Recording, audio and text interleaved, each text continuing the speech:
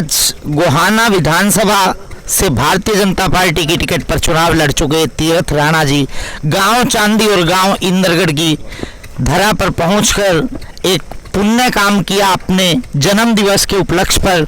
और अब हम बात करेंगे तीरथ राणा जी से।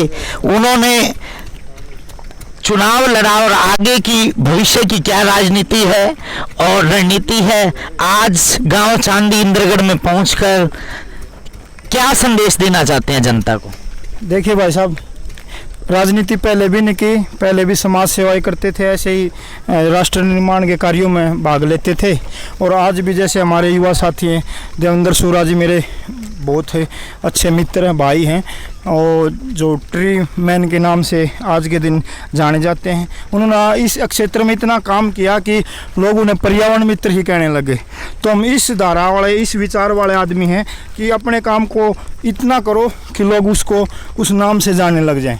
इसी रूप में हमारे साथी हरिओम कौशिक जी हैं, जो गांव में ऐसी मुहिम चला रखी है, मेरे गांव से पहल, मेरे गांव से शुरुआत, और 10 गांव में लगातार 10 दिन से पौधारोपण का कार्यक्रम चला रखा है। और अब ये इंद्रगढ़ चांदी में भी आज हमने, मेरा जन्मदिन था, भाई ने बुलाया कि आपके जन्मदिन पर भी कुछ पौधे लगाएंगे, तो मैं ज़रूर आऊँगा।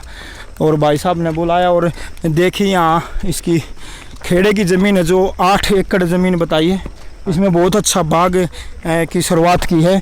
और मैं इनको बधाई देता हूँ पूरे गांव वासियों को, और ख़ासकर मेरे भाई हरिओम कौशिक को, जिन्होंने इस पहल की शुरुआत की और इसमें पूरा गांव फिर साथ लगा। आप बहुत बहुत बधाई के पात्र हैं और इसी रूप में राष्ट्र निर्माण में हम कार्य करते रहेंगे। एक अभी हाल ही में बड़ौदा विधानसभा के जो चुनाव होने हैं, जो वहाँ के विधायक थे किशन हुड्डा जी, वो एक्सपायर हो गई, उनका निधन हो गया। उसके बाद वहाँ की जो सीट खाली है और भारतीय जनता पार्टी के पास कोई मजबूत प्रत्याशी भी नहीं है। भारतीय जनता पार्टी किसी मजबूत जाट प्रत्याशी को मैदान में लाना चाहती है, तो आपकी आगे की क्या रणनीति है? क्या आपको अगर बड़ौदा चुनाव में उतारा जाता है तो आप लड़ने के लिए तैयार हैं? देखिए भाई साहब, आप बोल रहे हैं हमारे पास मजबूत दावेदार नहीं है।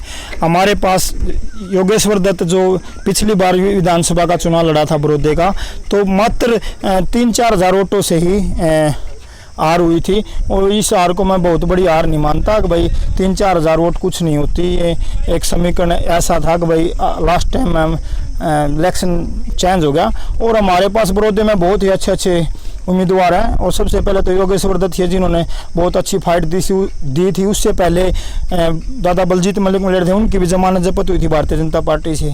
उससे पहले और भी कई प्रत्याशी रहे हैं, तो जमानत नहीं बचा पाए।